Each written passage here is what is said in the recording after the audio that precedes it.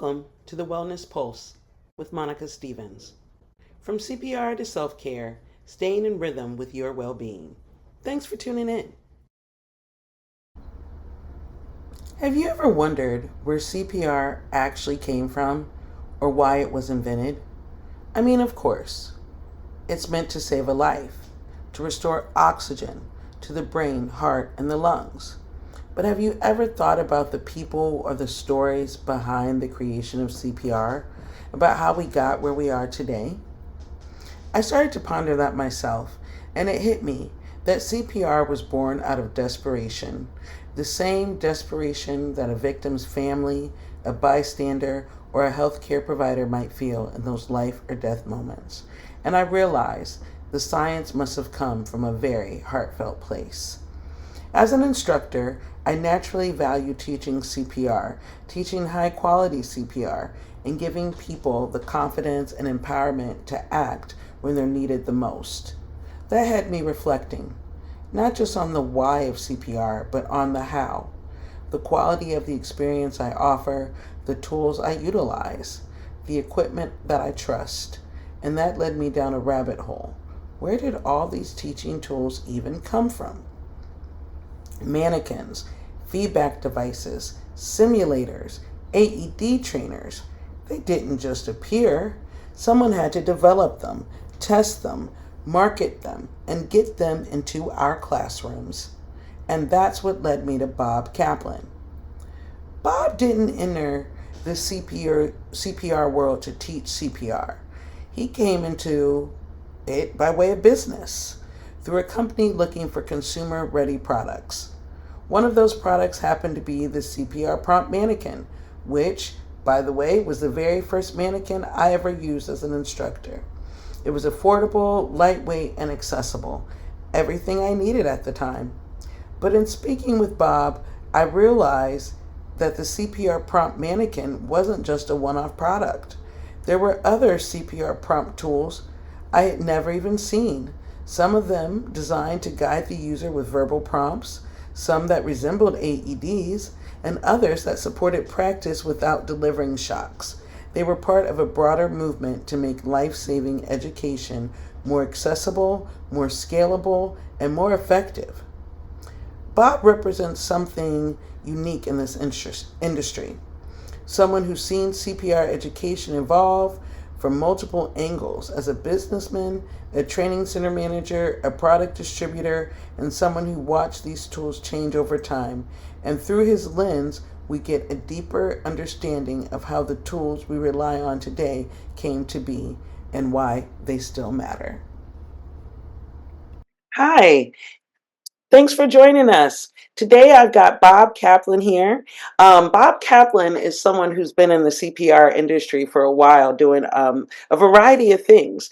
And as we kind of wanted to talk about CPR and just pay homage to CPR and what it means to be able to teach someone to save a life, I kind of got to wondering where we've been, how we even got where we are. So I thank you, Bob, for joining me today, because this way we can take some. I'm not sure what's going on with my screen there. That was a little weird. Okay, we can go ahead and look and explore a lot of different topics. Bob, how are Sure. you? I'm fine, thank you. I'm honored to be on the call with you. Thank you for asking me. Of course, of course. After we met, there was just so many things just in normal conversation that through the emails I was just it kind of sparked my curiosity. And Cool. definitely here, I see we're going to get to our CPR prompt story, which I was very inquisitive about when we were talking about the history of mannequins. But Bob, why don't you tell us a little bit about you, some of the facets in the industry you've been in, and indulge me. Tell me how you even got into mannequins and CPR, and just tell me about that. Okay, I'll be happy to, and I hope I don't put you to sleep. I and I'm going to take off my goofy CPR prompt hat. We But love it. anyhow, I this is in the mid 1990s. I started working for a company, a startup in Cleveland, Ohio. Actually, it ended up being in Solon, Ohio, a suburb of Cleveland, and they were a conglomeration of a bunch of equity, private equity people. That's what startups always are. Hmm. And they want to introduce products unique products to consumers that are patented, proprietary, and hopefully in demand. So I'll start off. Up to that point, I was not involved in anything related to healthcare training, but boy, oh boy, did that change. So the very first thing, one of our co-founders found a gentleman in Springfield, Massachusetts, who invented a product called CPR Prompt, and this is the first product. This is a case, a wall mount case. Now, mind you, this is before the internet. This is before technology and smartphones, okay? So the intent of this was, God forbid, you're in a situation where you have a person who experiences a sudden cardiac arrest, and let's say you're in an industrial setting or who knows where, even in your home. What are you going to do? Okay, thank you for asking. So all I do. Remain calm. Should you be rushed, press key letter P, the pause key. To start, press one of the blue 8. Okay, so I won't bore you with all the details, but basically, you would choose the age group, and this would take you through the whole procedure of CPR. Okay? Oh, I never even knew that existed. Yeah, so this was the original product. And as you can tell, it has a very industrial kind of design, again, with the wall mount case. So what year was that? This is probably right about 2000. Okay. I was trying to think through, and I could probably dig through some old documents to confirm that, but I know it's right around that time frame. So voila, we had this, and we bought the exclusive rights to it and took it to market commercially to safety product distributors and venues like that. And as an aside, I went on numerous calls with safety product distributor salespeople to their customers. I mean, names of places like I better not say them, whatever, but very well known places. Meeting with Mhm. safety directors and what have you.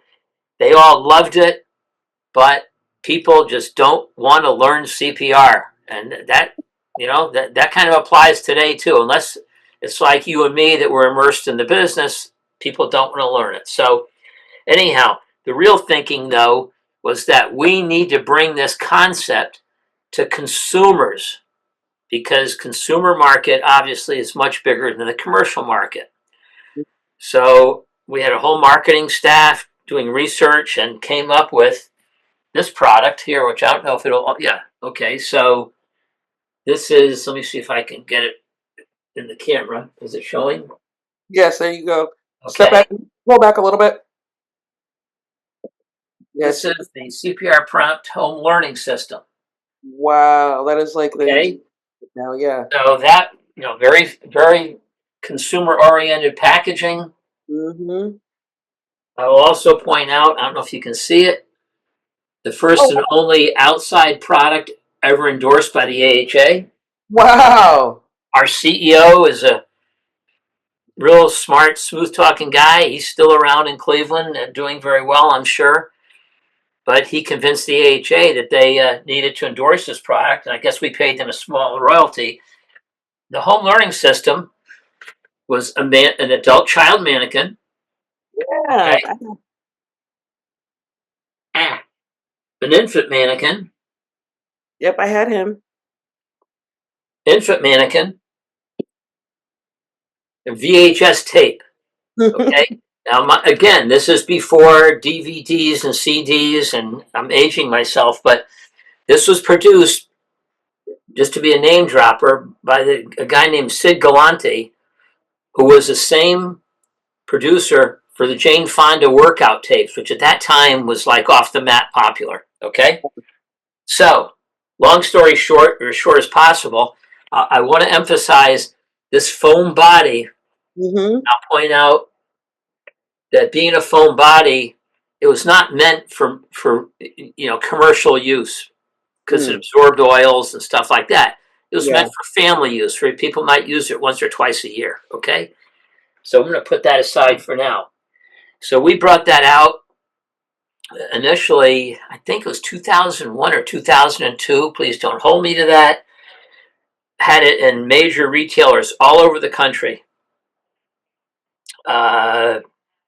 Catalogs, upscale catalogs, retailers like Macy's, places that are out of business, department store chains you never heard of because they're no longer with us, like Foley's down in Texas, Dillard's, I think, even carried it, and so on. It did not sell well.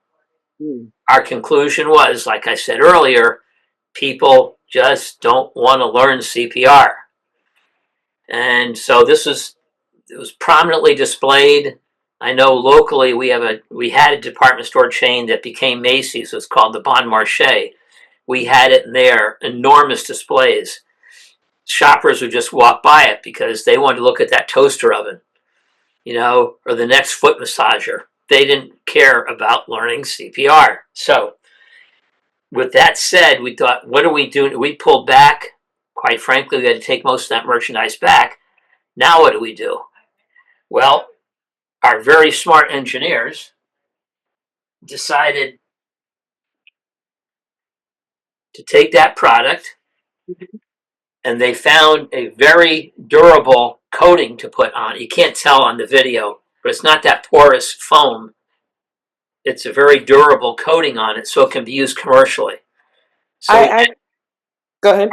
so we have this one. So we have what we call, skin-like, and then we also have it in the blue version. Okay, and then at that point, give or take, is when I was put in charge of distribution and sales and distribution, and we set up distributors all over the country to resell the product. Initially, it was an error of our marketing that we started trying to distribute it through training centers, and we realized, who was the training center going to distribute it to? Students? Of course not. That's when we learned about at that time, the Channing Beats, who was since gone out of business, the Whirl Point, who's, okay. So they became my biggest customers, along with other distributors and other kinds of, markets like aquatics and things of that nature. With that, at that time, we also thought, well, maybe there's still some consumer business out there that we should tackle. So we decided to miniaturize the voice prompter into something like this. Yeah, and did I put a battery in this? Let me see. Oh, Wow. okay. So we took that to market, and we couldn't get it cost down enough. Probably today we could, but again, now you have cell phones or smartphones. So this retailed for, like, I think it was $19.95, and it just didn't move the market. We had a consultant come in and say, "Oh, I can sell thousands of these. Move the price to $9.95." Well, sir, our cost at that time was $12. Yeah, so that didn't make any sense. Yeah.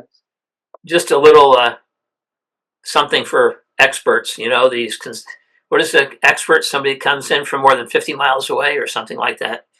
You might want to edit that part out. Anyhow, so we thought, well, maybe, I left out something. Excuse me. So the home learning system, I'm sorry, I screwed up the sequence of this. That's okay. Okay. So in addition to the home learning system, we kind of consumerized the commercial version of the CPR prompt and came out with this voice prompter, which here's the packaging here. Bear with me 1 second. Very attractive retail packaging. Oh, wow, make it look like a phone. Yeah. So the whole idea was, buy the home learning system to learn CPR for $59.95, suggested retail. Buy this for $99.95 to refresh your skills or to have in case of emergency. Okay. And again, did not go over well. So that's why we thought, take this, miniaturize it, and here was our retail packaging for that. Okay, am I boring you enough right now? No, I'm Nope. actually, I have so many. Staying awake. All I have right, it's interesting to me, but me that's too. because I went through it. So we thought, well, in addition to the mini for consumers, how about something like this for Hmm. commercial? And, Yeah. and offer it like the training centers to say, why don't you have this like during your skill checks and what have you, because it has a built-in metronome and also guides you through, so you could have the students. And we had quite a few training centers buying it, but it never really became that big a volume item. And then, so that was that. Okay. And then we thought, in addition to the consumers, wait till you see this. What I think was one of the first generic AED trainers. I was just gonna say, yeah. See that? See this little door right here. Hmm. So you could have it just use as an AED trainer, or you could open the door and use it as a voice prompter also. Wow. Okay. Did not, it sold moderately, but not nearly enough to justify the cost of the tooling, what have you. But now it's like these things. It is interesting to me because these products, it's like so many of them are forerunners to products that I'm seeing now. Some of the ones That's I've owned, and that was part of the motivation for wanting to do this series. It's like a mix because I just got a Zoll trainer, which is made by Preston, right? Yep. So, and it's like it has the visual on it now, but it's reminding me of these products that I didn't even know. I've been an instructor since 2010, off of the American Heart Association 2005 guidelines. So, Right. there's been some development and growth in the products. And even I never saw a beige color prompt. I have prompts that are the blue foam, not as durable. So it is interesting to see that that wasn't made for use. I use those on the beach and everything, but Well, it's no, you wouldn't have the one that's porous, because that was only sold in the home learning system. You never bought a home learning system, I don't think.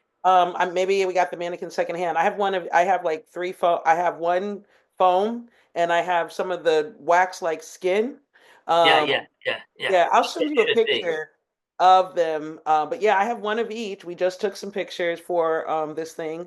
So definitely, I had a baby. I think I gave it away, but I had a baby, a prompt baby. Because I used to use the prompts, and I still have my baby Annie's because of the choking, option. Because that's the one Sure. thing the Prestons, um, they don't seem to want to make where you can do the choking. So I hang on to my baby Annie's for that, for that purpose. So, all right, carry on because you talked about and the home learning system. So much reminds me of like the instructor kits, the family kits now. That. Well, Mm-hmm. the I think Laerdal AHA has a product called CPR Anytime with a blow up mannequin. Uh, I don't know what kind of successes they've had with that, but when they introduced that, I went to a mega launch conference. At that time, I was with WorldPoint, the one of the AHA distributors, and they had a massive meeting in outside of Dallas, and I think it was in Grapevine or wherever immaterial.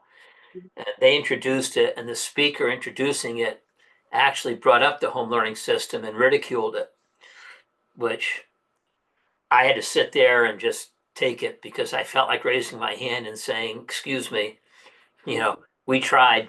And actually, our greatest success selling the home learning system was in the catalog that used to be in the back of every seat on the airplanes called Sky Mall. Mm-hmm. And so we had some good play with that, but just never really got to the level of acceptance that we had hoped. But anyhow, Well, real quick before you move on, I was going to say that a lot of these, and then even these prompts now remind me. Preston you reminded me when you talked about the Lairdals, the CPR Anytime. I've seen that get up, and then they also Preston has a lightweight now that's yeah, kind the of ultra, the ultralights, and yeah, then you may have seen it in that CPR instructor group thing. Um, now internationally, which you obviously work internationally, but like they have some blow up ones which I'd never seen. And so now it's like some of those items that, because of some of the laws and I think popularity of CPR now, some of these things might have been able to, it's like you guys were ahead of your time really, because some of these things now, I don't think people used to care, and they still don't unless they have to. It's the whole what's in it for me. So when you've experienced or have a loved one Yep, that close to sudden cardiac arrest, or there are some people like us who are just, lovers of information or in the business and lovers of information, so you're kind yep. of rated. Um, but these products, yeah, it's just crazy to me, and I know everybody may not find it as interesting, but if they're tuning into the Wellness Pulse, they probably do. So, but please, yes, continue. I just couldn't contain my excitement anymore as I like kind of get No, excited. no, thank you. So in 1997 or 98 or thereabouts, the company was sold to NASCO. Hmm. Fortunately, we had very good success with the CPR prompt mannequins. Very basic. Now, this was before the AHA started dictating feedback and everything. So it was very down and dirty, basic mannequin, very affordable. And this is why we had, like, we would have advertising campaigns that, let me see if I can find one quickly. I don't know if you can see this or not, but anyhow, one of our advertising campaigns where you see a pair of old jeans there. Yeah. Well, the copy is just like your favorite pair of jeans: portable, durable, and affordable. That was our whole mantra back then. And here, you won't break your back. You won't break your back carrying our mannequin packs. Anyhow, we spent a lot of money on advertising, but as time went on, the CPR prompt business was very successful. But at the same time, the training bit part of the business, which was much bigger and requiring much more capital, brought us to the point where the company was sold. But the last year or so, every time I go to Cleveland, I would implore our manufacturing engineers to help develop a mannequin that wasn't real basic, that could compete against the little Ann or the Brads or whatever, that Simulates has, and so on. So we went through a bunch of marketing research. We did focus groups, which is really cool. You do the one-way mirror thing and you watch people, and so we came up with a really cool design and a really cool product. And Before you go on, uh, yes, tell me more about that. You did one way mirror, like how? Tell me about that experiment. Was well, that real? focus. That's what focus groups do. They have the people who pay for the focus study, Hmm. stand behind the mirror, and watch the how people react. So did you just have like the different mannequins set out somewhere, like at a No, mall? no, no, no, we didn't want to, as far as we had three different groups, okay? One Hmm. from EMS, one from healthcare. I forgot who the third was. I think it was just a consumer group. No, it couldn't be a consumer group. I think it was from training centers. But we had different nights. We did this in Cleveland in a very, neutral place so people wouldn't know they weren't supposed to know who's putting it on. And this is common in these things. And you also pay the participants cash because you Right. don't want them to know where it came from. And then you had a focus group leader, a woman who specializes. She did a phenomenal job. So she would ask them all kinds of questions. And our marketing people are taking all this down. And of course, that led to a product that we wanted to bring to market. But unfortunately, at that point in time, our board of directors did not want to give us the money to buy the tooling necessary to bring the product to market. Mm. Now, unbeknownst to me, I guess the thinking at that time was they were in the process of selling the company, but I didn't know that yet. Okay. Mhm. I was just frustrated that, hey, we have something I think that's going to be a home run. Why don't you want to do this? Right. That's business. So, like I say, somewhere in the mid 90s or thereabouts, we sold the company to NASCO. Hmm. Excuse me. We sold the company to Cardiac Science. Wow. Yes, that's who bought it. And Cardiac at that time was in Irvine, California. That's where they're headquartered. They bought the company for our training business mainly. They also thought that they could do a bang up job selling the mannequins. They learned early on that they were not capable of doing that because they were accustomed to selling $1,500 AEDs, not a $65 mannequin. Yeah, And gotcha. they also, their selling tactics were very aggressive and not conducive to the kind of business we had and the distributors we were working with in a very, very relationship intense business. So they turned around and sold the CPR Prompt business to NASCO. That's how NASCO ended up with it.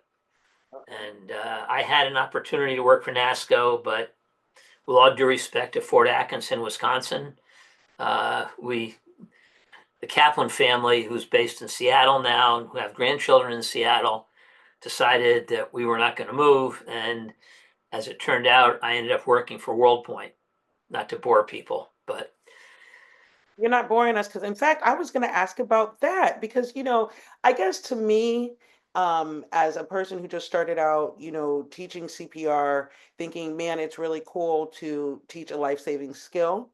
I enjoyed the flexibility of, doing my own schedule and, sure, and just really feeling good about what I was doing. And I like teaching, sure, empowering people with that skill. I just thought it was like the coolest thing.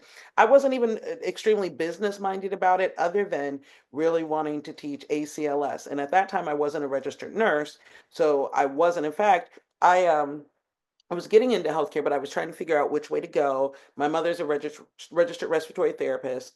My maternal great grandmother's a nurse, and my paternal grandmother is a nurse. So it was apparently in my blood, but sure. I haven't given it yet because, as I've shared with you, my first degree is in journalism. So um, it was a bit of a switch, but I guess I figured I used to want to be a counselor, So I don't know.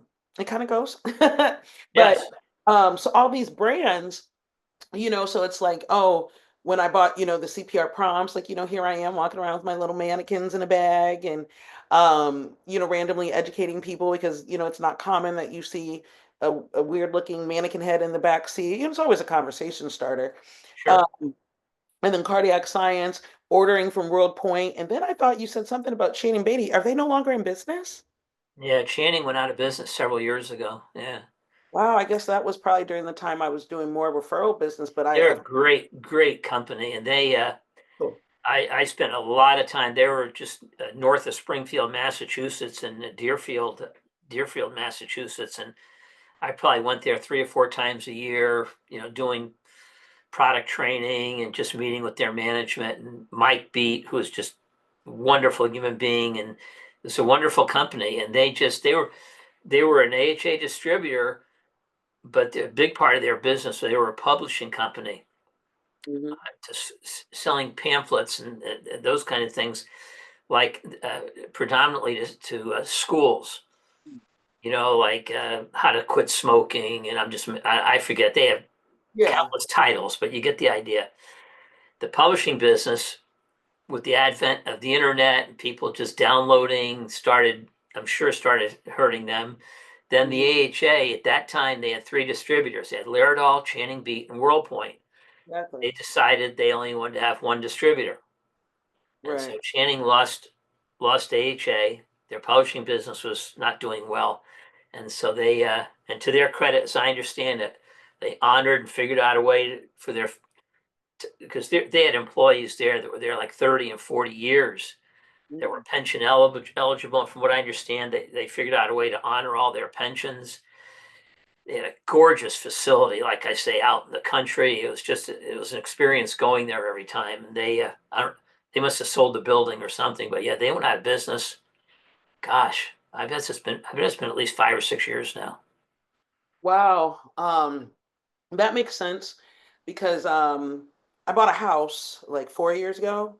Yeah, We had COVID and all that. So, that all was just very kind of like murky. A lot of things went out of business, came into business. We started doing a lot more online shopping.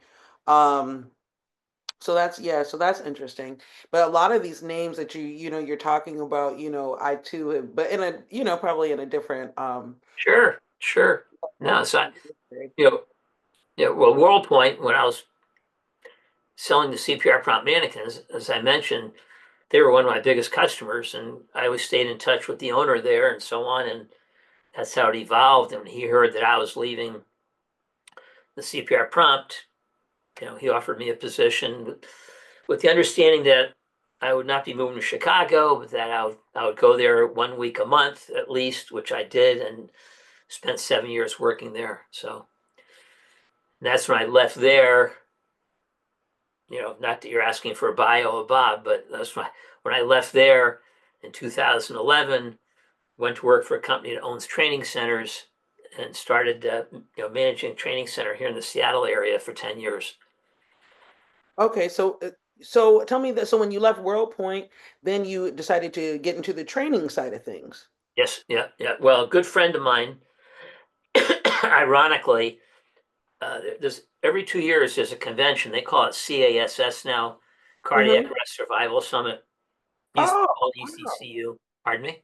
I said, wow, say that one more time. I want to take a note. You said CCAS?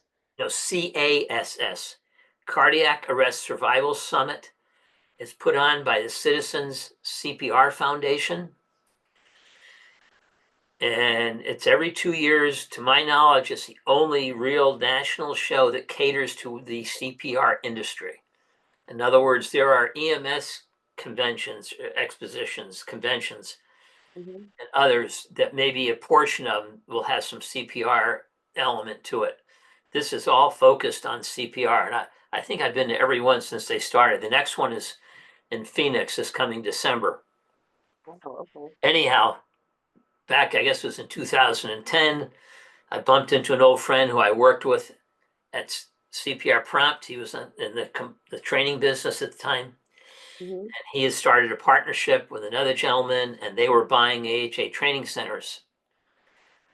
And so he said, he told me about it, and I said, well, at the time I was already employed, but then when I left, excuse me, WorldPoint, he and I got in touch, and he said, yeah, come on. So I joined up with them, helping them with acquisitions, which was really interesting, buying AHA training centers in different parts of the country. And then we bought one out here in Seattle, and they asked me to manage it. So I did that for 10 years. And then 2021, I decided that I was burned out and just digressed, if you will, to my own world of Kaplan sales and marketing, where I still stay involved with training centers to some degree, and but also run a promotional products business. That I've been doing that concurrently for 15 years. So Wow. So okay, that's the awesome. Um, so let's back up. So you went from the World Point, but okay, so our prompt mannequins though, now what happened with the fancier, didn't you say that you guys were gonna kind of make a higher, yes, you know what I'm saying? Kind of like excellent a high. question. Excellent question. So we couldn't make it. And then as things evolved and we got sold, Cardiac Science at that time was in Irvine, California. We were in Solon, Ohio. So a lot of people in Solon unfortunately lost their jobs. Mm, One of whom was our head of engineering, who did all the design work of this new product. mm, And he, of course, I'm sure he had the drawings. Even if he didn't have the drawings, he was a brilliant man who probably had it all in his head too. mm, And mm. so he went off and started his own company, which I will leave nameless at this time. But it's an excellent product, and as I understand, they're doing very well. Okay, So it's a so good story.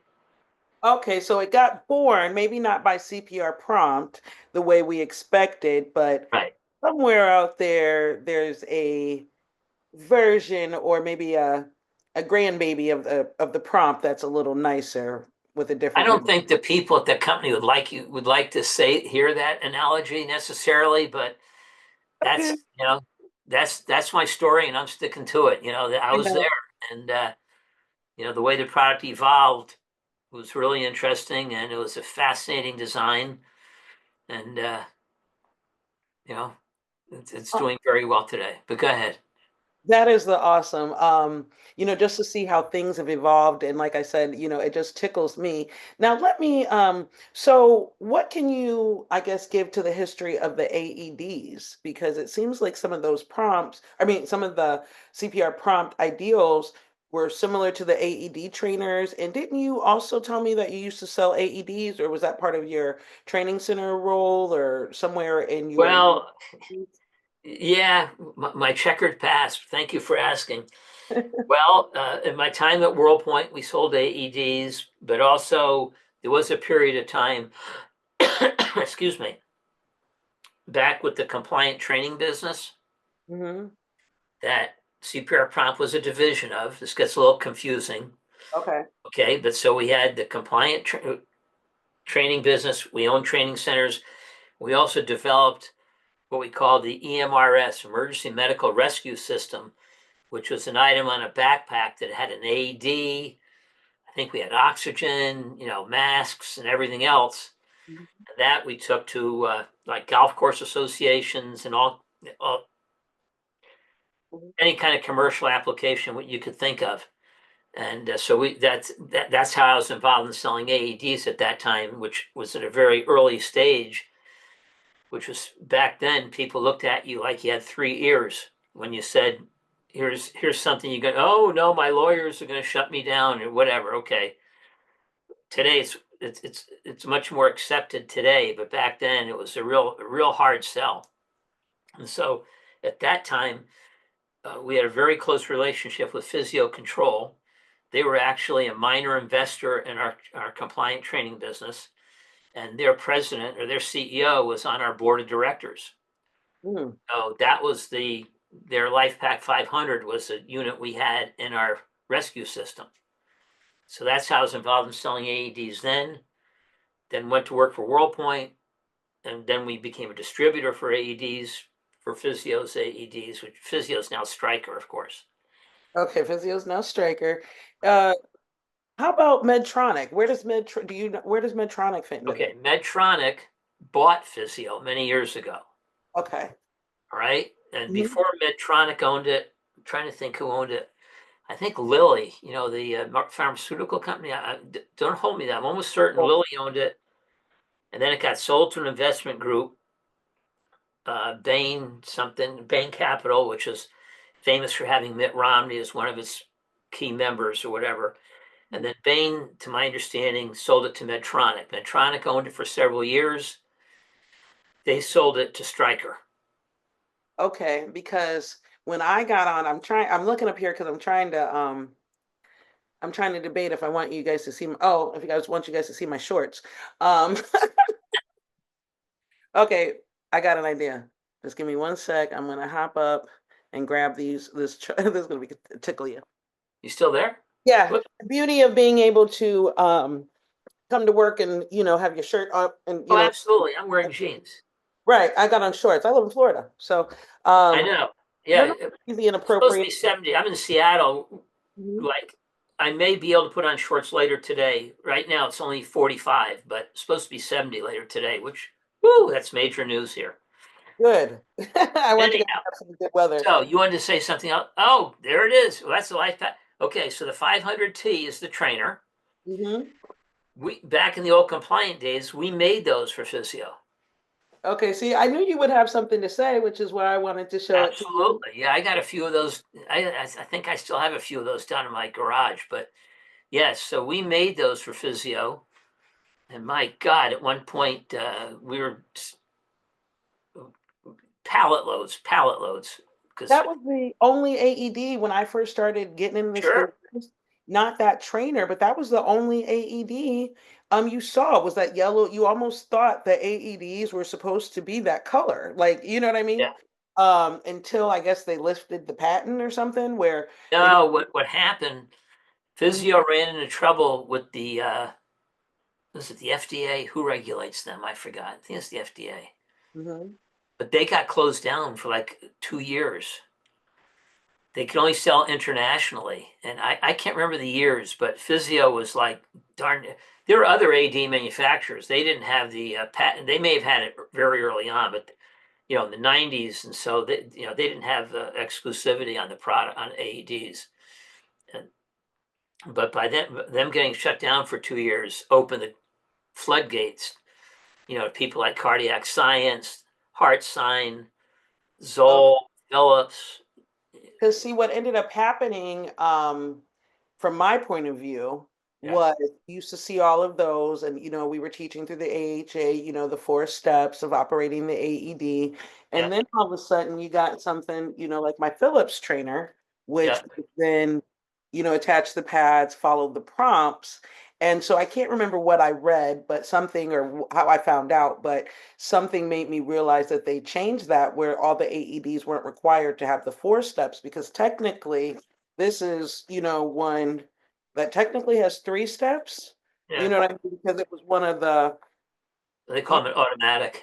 I was gonna say, yeah, it was one of the first automatic ones that I became privy to. I won't say it was, but it's one of the ones that when I got this one compared to that one, it was, and so now when I was at the when I was at the Preston warehouse, I did find out that Preston actually makes the Zoll trainers, because I bought a Zoll trainer. It's kind of a nifty little thing with the little display. I guess it's Yep, there's AED3. You're probably familiar. yep. So their trainer is pretty. It seems pretty realistic. I guess I really just bought it because I like the way it puts on for the class. It's kind of complicated, honestly, for my clients to use. So I usually display with that one. And then I actually let them use, because now AEDs have gotten so much smaller and more simple. I let them use like one of the other more simple ones, like which I currently have one of the Preston models. You know what I mean? They're Right, little AEDs. They're right. small, affordable. You know what I'm saying?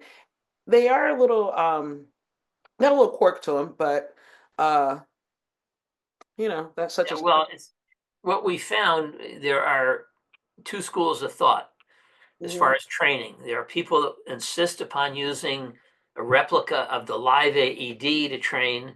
hmm There are others who are okay to use what we always called a universal trainer, which basically they all follow the same steps, analyze, shock, no shock, shock.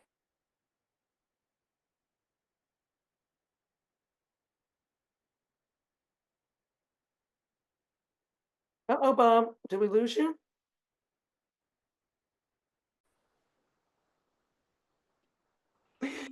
Okay, we had a little technical difficulties, but we're back in action.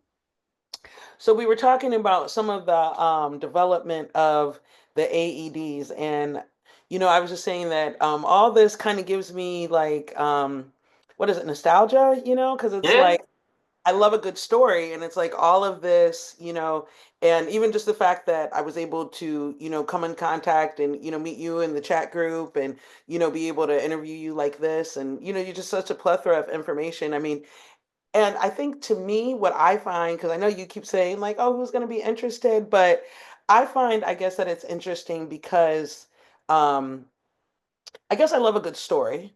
And then also your perspective comes from so many different angles. And, for me, being a new well, not now, but when I was a new instructor back in 2010 and getting into it to now, the CEO who's running a small business, I've been with other companies that have really done way more in their 15 years from a business mindset. So to talk to someone like yourself who's been on the business, the distribution, the training center, the sales, like the development, it's just really kind of like, oh, okay, oh wow. And yeah. so with Thank you. jot these little name things, I'm just like, oh, that's cool. You know what I mean? Just to see how everything kind of goes full circle.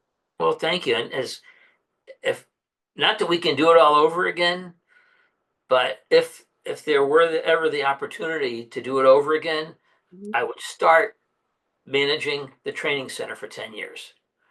Really? And why Because would that really, as I look back, that really gave me the inside scoop, if you will, you? on how not only how to manage a training center, but what people in a training center experience, and the goods and the bads and the challenges and what have you. So, Right. for example, when I was at CPR Prompt, and we started trying to sell the product commercially, as I mentioned a little earlier. Excuse me. Our marketing staff was convinced that we should establish distribution through training centers. Right. I never understood that. Not saying that I'm smarter than them, because I certainly wasn't. But it certainly occurred to me that a distributor sells to people who use the products. Who is a training center going to sell a mannequin to? A nurse or a paramedic? What do they need a mannequin for? And fortunately, I was in a position where I could take that knowledge back to the home office and convince them that we need to change our distribution model and run our product through people who are focused on how to distribute. A lot of people, and this is not meant to disparage any training center operators, but I came across countless training center managers or training center coordinators who would tell me they're a distributor, but they're not, or they weren't, because they didn't have a sales force, for example. They didn't have a system for ordering. This was before internet and online. I'm just talking about back in the old days, Right. where a very common method of ordering was via fax. Yeah. These training centers, they didn't need a fax. So I'd say, do you have a fax? No. Do you have salespeople? No. Do you have an advertising plan? Do you have a business plan? No. You're not a distributor. Do you have a warehouse? Can you stock inventory? Can you fulfill orders within 24 hours? No. So again, no disparagement to a training center, but with rare exception, they were not distributors. So again, if I had only run a training center for 10 years, I would have had that inside knowledge to know that, and many other things. Oh, before I know we've kind of gone all around the world with the AEDs, and I know you keep talking about, oh, who's going to find this interesting? But you see, I'm having a field day. I kind of wanted to get back a little bit to, so when did they even come out with AEDs? I mean, I know I could look it up my own self, but if you have any, Well, my experience, like I say, was in the early or late 1900s, like 1998, right around 2000. They were okay, already out by then. right. I don't know where it is, somewhere in my office or in my house. Mhm. We have a book of how physio control got started. Mm, that's Okay, that's what I would say is probably the best identifier of when AEDs got off the ground. Coincidentally, where they got started is like 10 minutes from where I'm talking to you right now. It's a town adjacent to mine called Redmond, Washington. That's where it's now Stryker's building, but very, very countrified area that's now all developed, of course. But a gentleman, I cannot think of his name, but his son was Simpson, I think. I forget. But yeah, a gentleman named Brooks Simpson is is the son of the guy that started the company. And I'm sure I haven't talked to Brooks in 100 years, but he runs a distribution, AED and other stuff, distribution Mhm. business somewhere here in the Seattle area. Hmm. This book is all about how his dad started the business. I bet that is cool. Yeah, we definitely. Let me ask my wife, who can find anything, because I know I bought the book. Well, yeah, there's no rush. We could always have do a follow-up. I just asked ChatGPT real quick, and she had said the first one was introduced by Archie Arch Jones, an engineer at Physio Control under the guidance of Dr. Leland Cobb.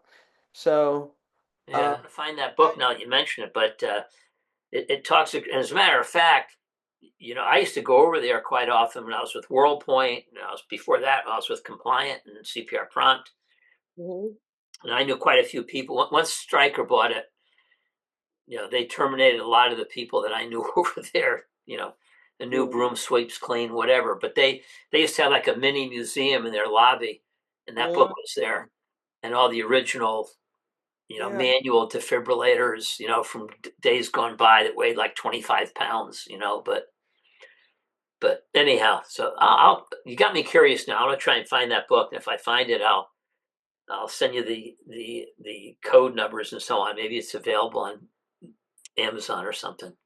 Yeah, that would be cool. And then I probably don't know if I can note. I was gonna say it'll probably spark some more conversation. Uh, Yes. Okie doke. so now I personally like, we were kind of talking again about AEDs, and I do want to run the simulators, like actual have the AEDs, because I found out a year or two ago about, being able to, just use an actual AED to, to use as a trainer, because Right. we're selling AEDs did complain that the trainers weren't as realistic. Now, I will say it seems to me like my Zoll 3 AED trainer is pretty realistic to its Looks counter. it. Yeah. And, even with its little stuff. Now, this one, I used to be, when I first started, I did probably used to be a little bit more. I think I wanted to create like realistic scenes in my classrooms. So I like the name brands, like I like the Medtronic because like it helped them identify when you were out. Right. I like the Zoll because they came out. I was a nurse, so when they come in and we're doing codes, or the paramedics come, they've got the Z pack. Right. So I thought that was cool. But now, as you grow and you do more, like you say, and now you're seeing so many different styles. I really like to show different trainers in my classes, so that way it kind of broadens people's visual mind to like what an AED could look like. Because it used to look like this, and now it could look like even this one, Yeah. which is different. Now, I enjoy this one for its simplicity, honestly. Um, but like I said, now when I'm Sure. doing my display, I like to use the Zoll. Plus, it's brightly colored. I'm big on that. Well, just another little fact that in the early days, if you will, for me of selling AEDs, Physio had it. I bet they had 70% market share. I mean, they had huge market share. And the reason, and what I learned, because I had the experience of making sales calls with physio salespeople on a few different occasions.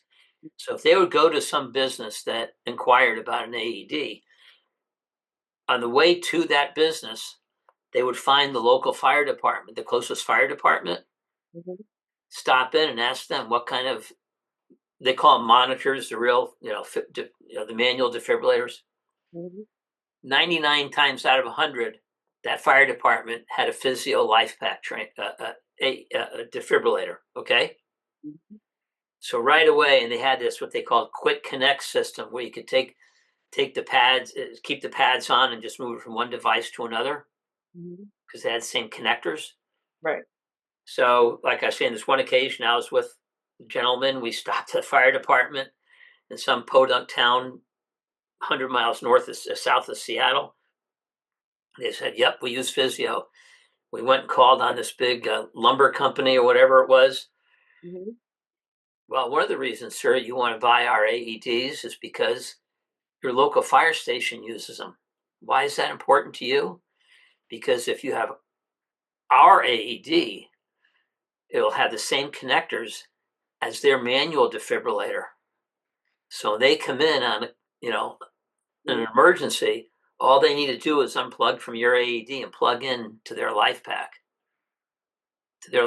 Yeah. monitor. Right. So that was a Exactly. big selling point of theirs. And again, when they got shut down for a couple of years, that just changed the whole dynamic of the industry. Yes, and that I definitely can understand, because I do, although like I said, I wasn't selling AEDs, the product shift. Right. I think that is the most unique, that I find, is that sometimes people, like healthcare workers, some of us get into it for wanting to do good, and we're really naive with the business. And then other people sometimes who are really business minded are kind of like naive on the human aspect. Thanks for joining me in this conversation with Bob Kaplan.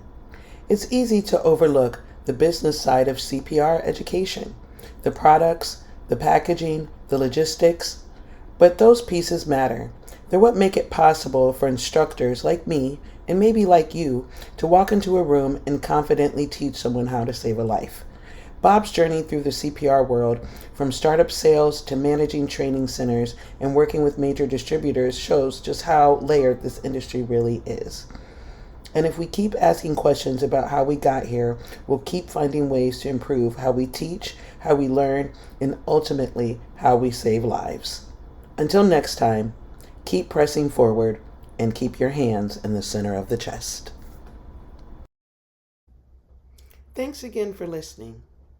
If you or anyone you know needs to learn CPR, first aid, or a life-saving skill, please contact People's Choice CPR and Safety.